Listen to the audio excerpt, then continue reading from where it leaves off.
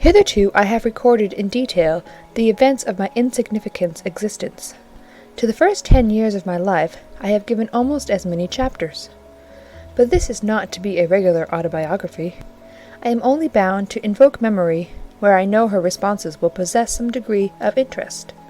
Therefore, I now pass a space of 8 years almost in silence. A few lines only are necessary to keep up the links of connection.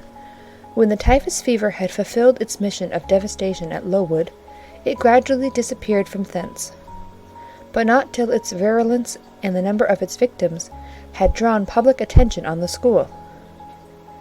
Inquiry was made into the origin of the scourge, and by degrees various facts came out which excited public indignation in a high degree. The unhealthy nature of the site, the quantity and quality of the children's food, the brackish, fetid water used in its preparation, the pupils' wretched clothing and accommodations, all these things were discovered, and the discovery produced a result mortifying to Mr. Brocklehurst, but beneficial to the institution. Several wealthy and benevolent individuals in the county subscribed largely for the erection of a more convenient building in a better situation. New regulations were made, improvements in diet and clothing introduced. The funds of the school were entrusted to the management of a committee. Mr. Brocklehurst, who, from his wealth and family connections, could not be overlooked, still retained the post of treasurer, but he was aided in the discharge of his duties by gentlemen of rather more enlarged and sympathizing minds. His office of inspector, too, was shared by those who knew how to combine reason with strictness, comfort with economy, compassion with uprightness. The school, thus improved, became in time a truly useful and noble institution. I remained an inmate of its walls, after its regeneration, for 8 years, 6 as pupil and 2 as teacher, and in both capacities I bear my testimony to its value and importance. During these 8 years my life was uniform, but not unhappy. Because it was not inactive, I had the means of an excellent education placed within my reach, a fondness for some of my studies, and a desire to excel in all, together with a great delight in pleasing my teachers, especially such as I loved, urged me on. I availed myself fully of the advantages offered me. In time I rose to be the first girl of the first class. Then I was invested with the office of teacher, which I discharged with zeal for 2 years. But at the end of that time I altered. Miss Temple, through all changes, had thus far continued superintendent of the seminary. To her instruction I owed the best part of my acquirements. Her friendship and society had been my continual solace. She had stood me in the stead of mother, governess, and latterly companion. At this period she married, removed with her husband, a clergyman, an excellent man, almost worthy of such a wife, to a distant county, and consequently was lost to me. From the day she left I was no longer the same. With her was gone every settled feeling, every association that had made Lowood in some degree a home to me. I had imbibed from her something of her nature and much of her habits. More harmonious thoughts, what seemed better regulated feelings had become the inmates of my mind. I had given in allegiance to duty and order. I was quiet. I believed I was content. To the eyes of others, usually even to my own, I appeared a disciplined and subdued character. But destiny, in the shape of the Reverend Mr. Nasmyth, came between me and Miss Temple. I saw her in her travelling dress step into a post-chaise.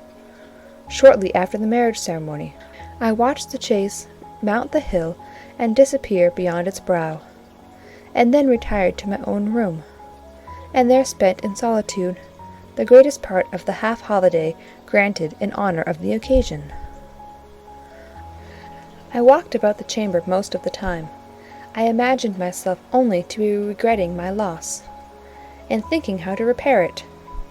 But when my reflections were concluded, and I looked up and found that the afternoon was gone, and evening far advanced, another discovery dawned on me, namely, that in the interval I had undergone a transforming process, that my mind had put off all it had borrowed from Miss Temple, or rather that she had taken with her the serene atmosphere I had been breathing in her vicinity, and that now I was left in my natural element, and beginning to feel the stirring of old emotions.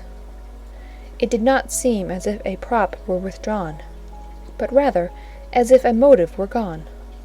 It was not the power to be tranquil which had failed me, but the reason for tranquillity was no more. My world had for some years been in Lowood. My experience had been of its rules and systems. Now I remembered that the real world was wide, and that a varied field of hopes and fears, of sensations and excitements, awaited those who had courage to go forth into its expanse, to seek real knowledge of life amidst its perils. I went to my window, opened it, and looked out. There were the two wings of the building. There was the garden. There were the skirts of Lowood. There was the hilly horizon. My eye passed all other objects to rest on those most remote, the blue peaks. It was those I longed to surmount. All within their boundary of rock and heath seemed prison ground, exile limits. I traced the white road winding round the base of one mountain, and vanishing in a gorge between two. How I longed to follow it farther! I recalled the time when I had travelled that very road in a coach. I remembered descending that hill at twilight. An age seemed to have elapsed since the day which brought me first to Lowood, and I had never quitted it since. My vacations had all been spent at school. Mrs. Reed had never sent for me to Gateshead. Neither she nor any of her family had ever been to visit me. I had had no communication by letter or message with the outer world. School rules, school duties, school habits and notions, and voices, and faces, and phrases, and costumes, and preferences, and antipathies. Such was what I knew of existence, and now I felt that it was not enough. I tired of the routine of 8 years in one afternoon. I desired liberty. For liberty I gasped. For liberty I uttered a prayer. It seemed scattered on the wind, then faintly blowing. I abandoned it, and framed a humbler supplication, for change, stimulus. That petition, too, seemed swept off into vague space. Then, I cried, half desperate, grant me at least a new servitude. Here a bell, ringing the hour of supper, called me downstairs. I was not free to resume the interrupted chain of my reflections till bedtime. Even then a teacher, who occupied the same room with me, kept me from the subject to which I longed to recur, by a prolonged effusion of small talk. How I wished sleep would silence her! It seemed as if, could I but go back to the idea which had last entered my mind as I stood at the window, some inventive suggestion would rise for my relief. Miss Gryce snored at last. She was a heavy Welshwoman, and till now her habitual nasal strains had never been regarded by me in any other light than as a nuisance. To-night I hailed the first deep notes with satisfaction. I was debarrassed of interruption. My half-effaced thought instantly revived. A new servitude! There is something in that, I soliloquized, mentally, be it understood. I did not talk aloud. I know there is, because it does not sound too sweet. It is not like such words as liberty, excitement, enjoyment. Delightful sounds truly, but no more than sounds for me, and so hollow and fleeting that it is mere waste of time to listen to them. But servitude! That must be matter of fact. Any one may serve. I have served here 8 years. Now all I want is to serve elsewhere. Can I not get so much of my own will? Is not the thing feasible? Yes, yes, the end is not so difficult, if I had only a brain active enough to ferret out the means of attaining it. I sat up in bed, by way of arousing the said brain. It was a chilly night. I covered my shoulders with a shawl, and then I proceeded to think again with all my might. What do I want? A new place, in a new house, amongst new faces, under new circumstances. I want this because it is of no use wanting anything better. How do people do to get a new place? They apply to friends, I suppose. I have no friends. There are many others who have no friends, who must look about for themselves and be their own helpers. And what is their resource? I could not tell. Nothing answered me. I then ordered my brain to find a response, and quickly. It worked and worked faster. I felt the pulses throb in my head and temples, but for nearly an hour it worked in chaos, and no result came of its efforts. Feverish with vain labor, I got up and took a turn in the room, undrew the curtain, noted a star or two, shivered with cold, and again crept to bed. A kind fairy, in my absence, had surely dropped the required suggestion on my pillow, for as I lay down, it came quietly and naturally to my mind. Those who want situations advertise. You must advertise in the Blankshire Herald. How? I know nothing about advertising. Replies rose smooth and prompt now. You must enclose the advertisement and the money to pay for it under a cover, directed to the editor of the Herald. You must put it, the first opportunity you have, into the post at Loughton. Answers must be addressed to J.E. at the post office there. You can go and inquire in about a week after you send your letter, if any are come, and act accordingly. The scheme I went over twice, thrice. It was then digested in my mind. I had it in a clear, practical form. I felt satisfied, and fell asleep. With earliest day I was up. I had my advertisement written, enclosed, and directed before the bell rang to rouse the school. It ran thus: A young lady accustomed to tuition, had I not been a teacher 2 years, is desirous of meeting with a situation in a private family where the children are under 14. I thought that as I was barely 18, it would not do to undertake the guidance of pupils nearer my own age. She is qualified to teach the usual branches of a good English education, together with French, drawing, and music. In those days, reader, this now narrow catalogue of accomplishments would have been held tolerably comprehensive. Address, J.E., Post Office, Loughton, Blankshire. This document remained locked in my drawer all day. After tea, I asked leave of the new superintendent to go to Loughton, in order to perform some small commissions for myself and 1 or 2 of my fellow teachers.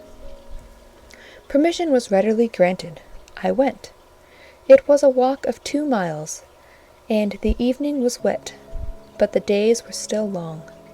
I visited a shop or 2, slipped the letter into the post office, and came back, through heavy rain, with streaming garments, but with a relieved heart.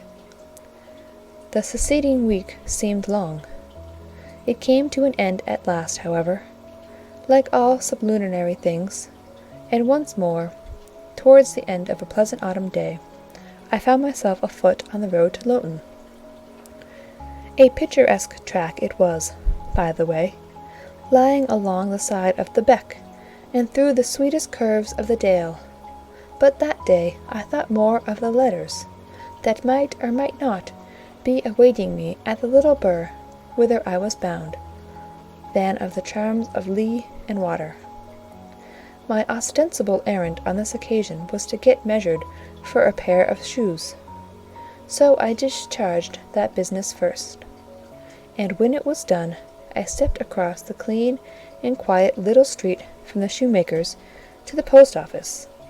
It was kept by an old dame, who wore horn spectacles on her nose and black mittens on her hands. "Are there any letters for J.E.?" I asked. She peered at me over her spectacles, and then she opened a drawer and fumbled among its contents for a long time, so long that my hopes began to falter. At last, having held a document before her glasses for nearly 5 minutes, she presented it across the counter, accompanying the act by another inquisitive and mistrustful glance. It was for J.E. "Is there only one?" I demanded. "There are no more," said she, and I put it back in my pocket and turned my face homeward. I could not open it then. Rules obliged me to be back by 8, and it was already 7:30. Various duties awaited me on my arrival. I had to sit with the girls during their hour of study. Then it was my turn to read prayers, to see them to bed. Afterwards I supped with the other teachers. Even when we finally retired for the night, the inevitable Miss Gryce was still my companion. We had only a short end of candle in our candlestick, and I dreaded lest she should talk till it was all burnt out. Fortunately, however, the heavy supper she had eaten produced a soporific effect. She was already snoring before I had finished undressing. There still remained an inch of candle. I now took out my letter. The seal was an initial F. I broke it. The contents were brief. "If J.E., who advertised in the Shire Herald of last Thursday, possesses the acquirements mentioned, and if she is in a position to give satisfactory references as to character and competency, a situation can be offered her where there is but one pupil, a little girl, under 10 years of age, and where the salary is £30 per annum. J.E. is requested to send references, name, address, and all particulars to the direction Mrs. Fairfax, Thornfield, near Millcote, Shire." I examined the document long. The writing was old-fashioned and rather uncertain, like that of an elderly lady. This circumstance was satisfactory. A private fear had haunted me, that in thus acting for myself, and by my own guidance, I ran the risk of getting into some scrape, and, above all things, I wished the result of my endeavours to be respectable, proper, en règle. I now felt that an elderly lady was no bad ingredient in the business I had on hand. Mrs. Fairfax. I saw her in a black gown and widow's cap, frigid, perhaps, but not uncivil, a model of elderly English respectability. Thornfield! That, doubtless, was the name of her house, a neat, orderly spot, I was sure, though I failed in my efforts to conceive a correct plan of the premises. Millcote, Shire. I brushed up my recollection of the map of England. Yes, I saw it, both the shire and the town. Shire was 70 miles nearer London than the remote county where I now resided. That was a recommendation to me. I longed to go where there was life and movement. Millcote was a large manufacturing town on the blanks of the A. A busy place enough, doubtless. So much the better. It would be a complete change at least. Not that my fancy was much captivated by the idea of long chimneys and clouds of smoke, but, I argued, Thornfield will, probably, be a good way from the town. Here the socket of the candle dropped, and the wick went out. Next day, new steps were to be taken. My plans could no longer be confined to my own breast. I must impart them in order to achieve their success. Having sought and obtained an audience of the superintendent during the noontide recreation, I told her I had a prospect of getting a new situation, where the salary would be double what I now received, for at Lowood I got only £15 per annum, and requested she would break the matter for me to Mr. Brocklehurst, or some of the committee, and ascertain whether they would permit me to mention them as references. She obligingly consented, to act as mediatrix in the matter. The next day she laid the affair before Mr. Brocklehurst, who said that Mrs. Reed must be written to, as she was my natural guardian. A note was accordingly addressed to that lady, who returned for answer that I might do as I pleased. She had long relinquished all interference in my affairs. This note went the round of the committee, and at last, after what appeared to me most tedious delay, formal leave was given me to better my condition if I could, and an assurance added that as I had always conducted myself well, both as teacher and pupil at Lowood, a testimonial of character and capacity, signed by the inspectors of that institution, should forthwith be furnished me. This testimonial I accordingly received in about a month, forwarded a copy of it to Mrs. Fairfax, and got that lady's reply, stating that she was satisfied, and fixing that day fortnight as the period for my assuming the post of governess in her house. I now busied myself in preparations. The fortnight passed rapidly. I had not a very large wardrobe, though it was adequate to my wants, and the last day sufficed to pack my trunk, the same I had brought with me 8 years ago from Gateshead. The box was corded, the card nailed on. In half an hour the carrier was to call for it to take it to Lowton, whither I myself was to repair at an early hour the next morning to meet the coach. I had brushed my black stuff travelling dress, prepared my bonnet, gloves, and muff, sought in all my drawers to see that no article was left behind, and now, having nothing more to do, I sat down and tried to rest. I could not. Though I had been on foot all day, I could not now repose an instant. I was too much excited. A phase of my life was closing to-night, a new one opening to-morrow. Impossible to slumber in the interval. I must watch feverishly while the change was being accomplished. "Miss," said a servant who met me in the lobby, where I was wandering like a troubled spirit, "a person below wishes to see you." The carrier, no doubt, I thought, and ran downstairs without inquiry. I was passing the back parlour, or the teacher's sitting-room, the door of which was half open, to go to the kitchen, when someone ran out. "It's her, I am sure. I could have told her anywhere," cried the individual who stopped my progress and took my hand. I looked. I saw a woman attired like a well-dressed servant, matronly, yet still young, very good-looking, with black hair and eyes, and lively complexion. "Well, who is it?" she asked, in a voice and with a smile I half recognized. "You've not quite forgotten me, I think, Miss Jane." In another second I was embracing and kissing her rapturously.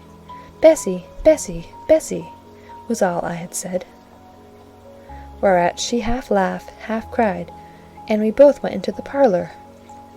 By the fire stood a little fellow of 3 years old, in plaid frock and trousers.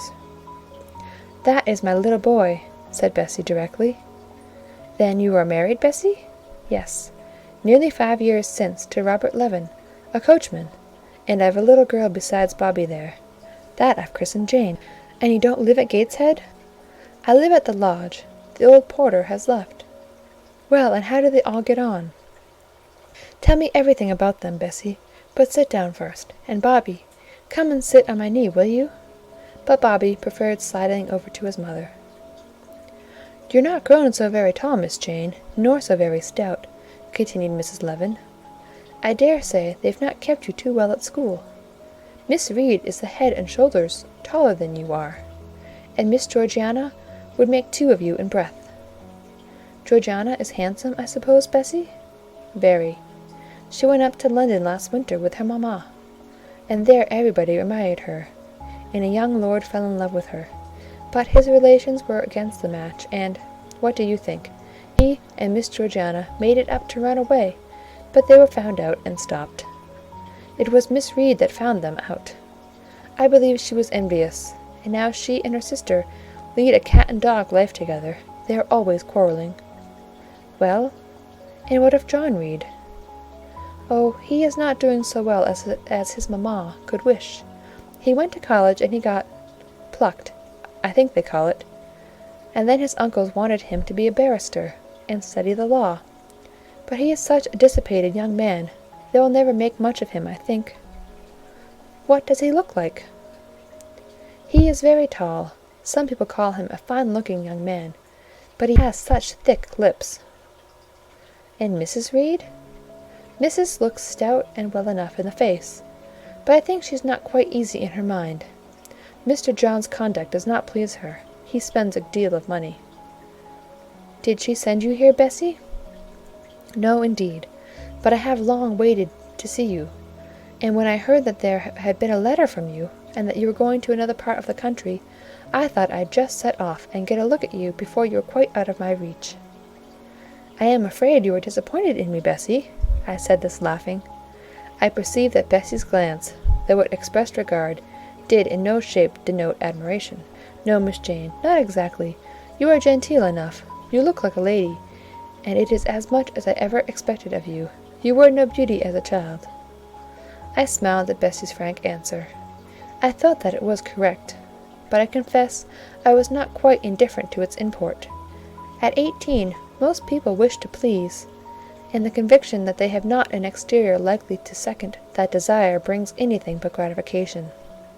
"I dare say you are clever, though," continued Bessie, by way of solace. "What can you do? Can you play on the piano?" "A little." There was one in the room. Bessie went and opened it, and then asked me to sit down and give her a tune. I played a waltz or two, and she was charmed. "The Miss Reeds could not play as well," said she exultingly. "I always said you would surpass them in learning. And can you draw?" "That is one of my paintings over the chimney-piece." It was a landscape in water-colours, of which I had made a present to the superintendent, in acknowledgment of her obliging mediation with the committee on my behalf, in which she had framed and glazed.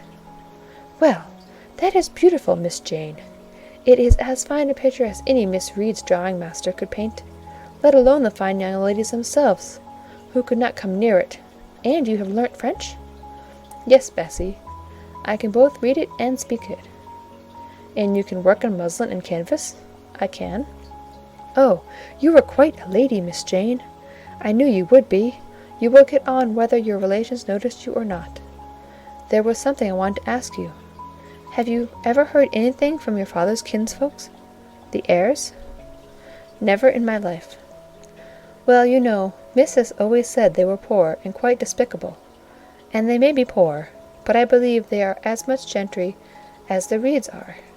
For one day, nearly 7 years ago, a Mr. Eyre came to Gateshead and wanted to see you. Missus said you were at school 50 miles off. He seemed so much disappointed, for he could not stay. He was going on a voyage to a foreign country, and the ship was to sail from London in a day or two. He looked quite a gentleman, and I believe he was your father's brother." "What foreign country was he going to, Bessie?" "An island, thousands of miles off, where they make wine. The butler did tell me." "Madeira?" I suggested. "Yes, that is it. That is the very word." "So he went?" "Yes. He did not stay many minutes in the house. Missus was very high with him. She called him afterwards a sneaking tradesman. My Robert believes he was a wine merchant." "Very likely," I returned, "or perhaps clerk or agent to a wine merchant." Bessie and I conversed about old times an hour longer, and then she was obliged to leave me. I saw her again for a few minutes the next morning at Loughton, while I was waiting for my coach. We parted finally at the door of the Brocklehurst Arms there. Each went her separate way. She set off for the brow of Lowood Fell, to meet the conveyance which was to take her back to Gateshead. I mounted the vehicle which was to bear me to my new duties, and a new life in the unknown environs of Millcote.